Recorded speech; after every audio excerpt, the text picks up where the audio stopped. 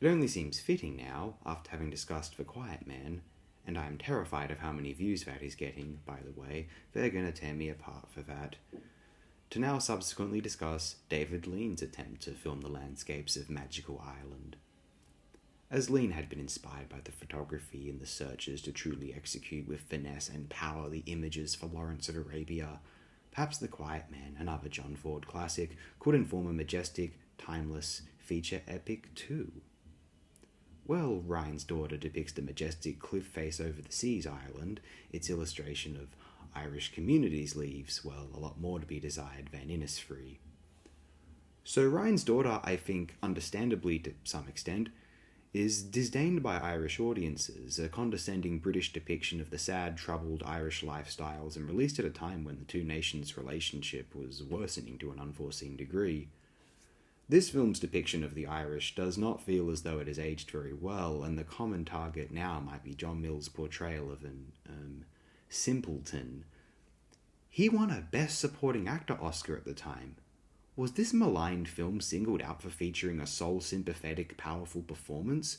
Was John Mills the one aspect of this film which was acclaimed at one time? Now, that's the first thing people will cite as their visceral point of initial dislike or feeling off-put by Ryan's Daughter as a prospective Lean classic. The fact that, actually, what people immediately bemoan about the film now was the one thing it might have been championed for at one time is kind of insane to me. So putting aside the John Mills character and performance, and I suppose a contemptuous or at least condescending portrayal of the Irish people in general as unkind, cruel, unambitious, or unmannered, how is Ryan's Daughter really? Is it truly the catastrophe which inspired so much critical abuse, both in the papers and then to Lean's face when he allegedly gathered certain film critics in a room together with himself? That these so-called aficionados could choose to berate the director of Brief Encounter Bridge on the River Kwai, Lawrence of Arabia, to his face is an insurmountable disgrace. It would inspire Lean to not direct another film until 1984's A Passage to India, to me, one of his very best, and one of the great triumphs of the medium as a result. Few filmmakers were blessed with a superior swan song than Lean's, certainly. Kurosawa suffered a similar mood during the 1970s, including an attempt at taking his own life. Ryan's Daughter, it features some of the most striking photography of Lean's career. The seriousness with which he emphasizes his dramatic material is as potent as ever. Maybe not quite as captivating to some, I could perhaps presume. Robert Mitchum delivers one of the most memorable performances, I think, in any Lean picture, and Sarah Miles manages to realize a truly heartbreaking fictional composition of a woman. Now, is the depiction of Rose Ryan a very dated, oh, they're crazy and uncertain, they don't know what they want, confused and misleading, a whirlwind of ambiguous emotions, a very misogynistic portrayal of a female pathology? The kind of view of women which inspired the Star Trek writers to have Nomad, brainwipe Uhura in The Changeling, if you remember that? Yeah, maybe.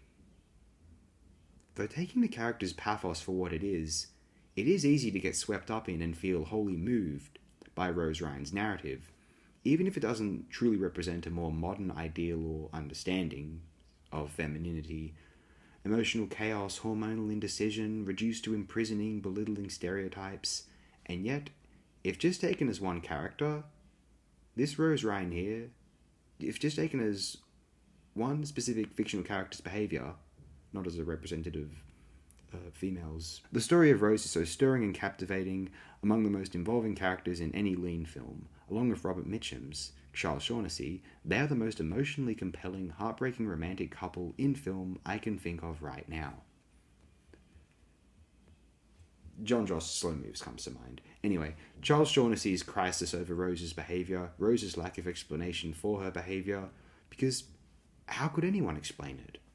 That might be associated with certain dated depictions of women, although Rose's uncertainty of what she wants feels very realistic. How many people, man or woman, can explain why they're doing what they are doing? What some modern film critics on the internet in particular do not understand is that people are not rational actors. But what is their rational motivation in the story? Do people in real life often, other than chasing short-term reward impulses of love, sex or companionship, riches, shelter or fulfillment generally, can they articulate their motivations until after the fact? Usually not. Ryan's Daughter is a film that works if you decide that you want it to. If you feel as though it is breaking certain rules or terms which require a film to be considered classic, such as the John Mills performance, which is actually not so bad. There is a certain...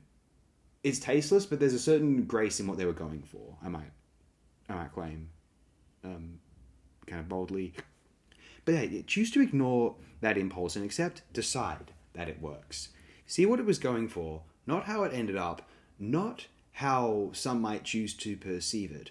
Imagine how David Lean was envisioning the film would be received. Lean thinking, oh, this is magnificent. This is another one of my classics. You might think that, oh, this is this or this is that. It doesn't work, no. But forget what you're supposed to think of this or that. Accept Ryan's Daughter and every decision in there as something Lean believed was right or effective, and you'll possibly be enchanted by it, as I find myself now, mostly shamelessly. Hey, if this wasn't a David Lean film, you might not like it as much. You just want to believe. Of course I want to believe. Why wouldn't you want a film to be good, or as good as possible, like that? Oh, right. Smaller canon means less Blu-rays to buy. Got you. Here's the kicker. Okay, if this wasn't David Lean, we might not be trying to defend it so much, right? Let me introduce my good friend, an elephant. Hello, Burma. He was born a long time ago, as you can tell from his name. Burma has something in his trunk. A message for me. Oh, thank you, Burma. What does this elephant have to say? But Ryan's Daughter wasn't directed by someone who wasn't David Lean. Elephants have odd grammar. But anyway, that's the point is, that never happened. It was a David Lean movie. So, there. Burma is trampling the argument. Easy there, Burma. Ryan's Daughter makes the existentialist anhedonia of rural Irish existence as potent to non-Irish viewers as it will ever be, and if it is not to be considered accurate, it is certainly evocative, considered, and enriching as a composition of somewhere unreal, fictional, fantastical, ethereal. AOD endorses Ryan's Daughter. Have at us.